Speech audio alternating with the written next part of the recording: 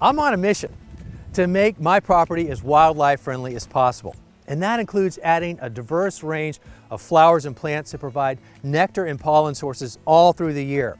And this is a perfect place because right now it's just grass and weeds and there is really not much ecological value here to speak of, but that's about to change because we're adding spring flowering bulbs to this area. And this time of year is the perfect time to do that because it's mid-November, the soil is still warm, so when you plant those bulbs, that warm soil gives those roots a chance to really establish and take hold before that new growth starts to emerge next winter. So let me walk you through this entire process from start to finish on how we're planting out this spring flowering bulb lawn. Step one is to decide what bulbs you want and how many you're going to need for the area that you're planting. Now keep in mind, the most popular bulbs, they sell out quickly.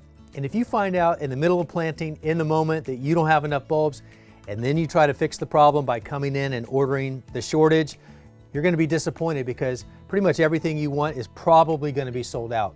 So a good use of your time would be to go ahead and figure this all out maybe in the summer and place that order so the bulbs are on hand when you need them. And because you've done your planting, you shouldn't run out. The next step is to prepare your area for planting. I like to line out the space you'll be planting with landscape paint. Now you could use a hose to line out the area, but here this would take a lot of hose, and I find that paint is so much easier to work with.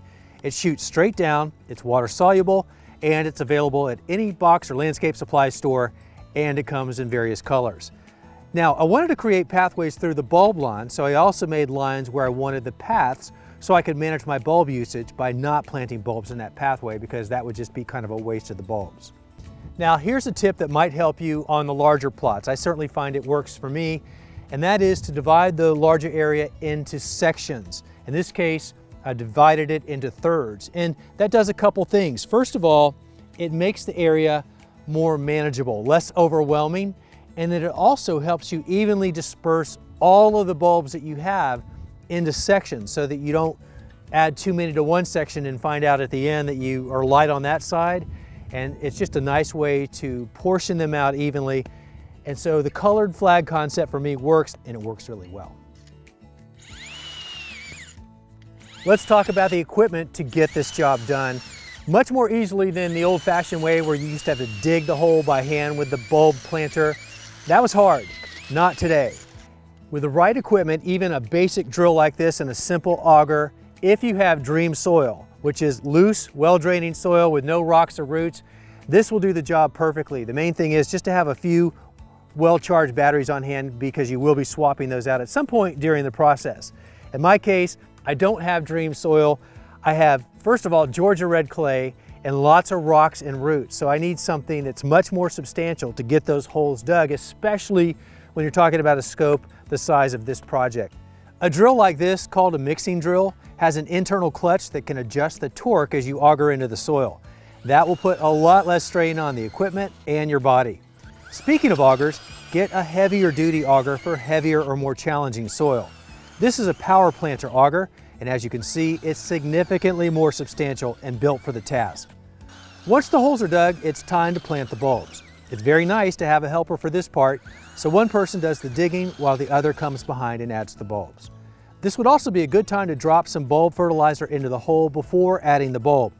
The other option would be to wait until it's all planted and then apply an organic granular bulb fertilizer over the entire area.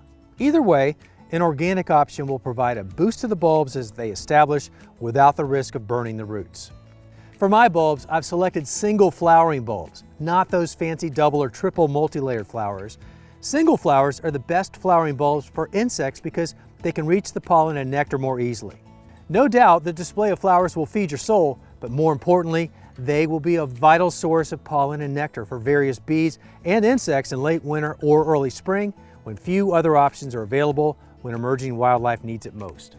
The bulbs I've selected for that are dwarf iris, miniature daffodil, variety tete-a-tete, glory of the snow, grape hyacinth, winter aconites, checkered fritillaria, Grecian windflower, and crocus. When you're planting bulbs, the general rule of thumb is to dig the hole about 3 times the length of the bulb. So let's take this daffodil for example. Let's say it's about 2 inches in length, so the hole should be about 6 inches deep.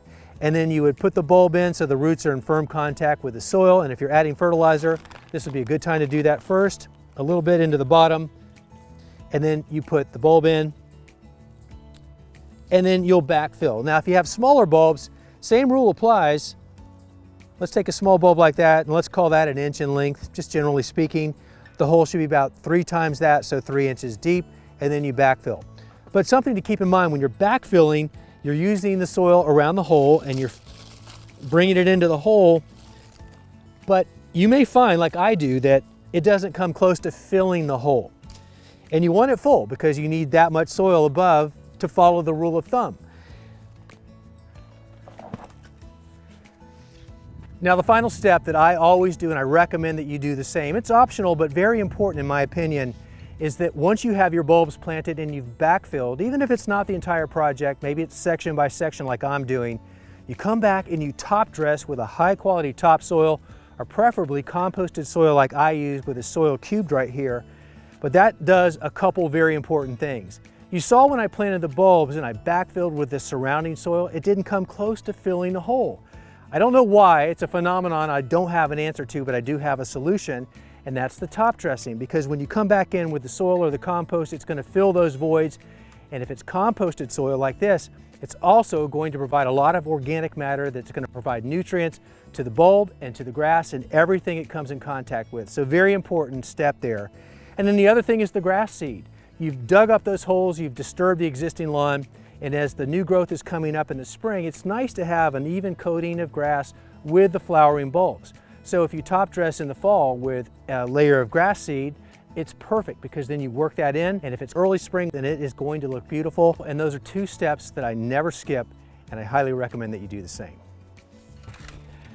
The final step in this phase of the project is to lightly rake in the grass seed with the soil for good seed to soil contact, even out the layer, and give it one more opportunity for that soil to settle into those low spots and fill those depressions. But whether you top dress or not, about 4 months from now, you are going to enjoy an explosion of color at a vital time, late winter and early spring, when there's not much else in bloom, those vital resources for pollen and nectar that the wildlife needs so desperately, and you are helping to provide that.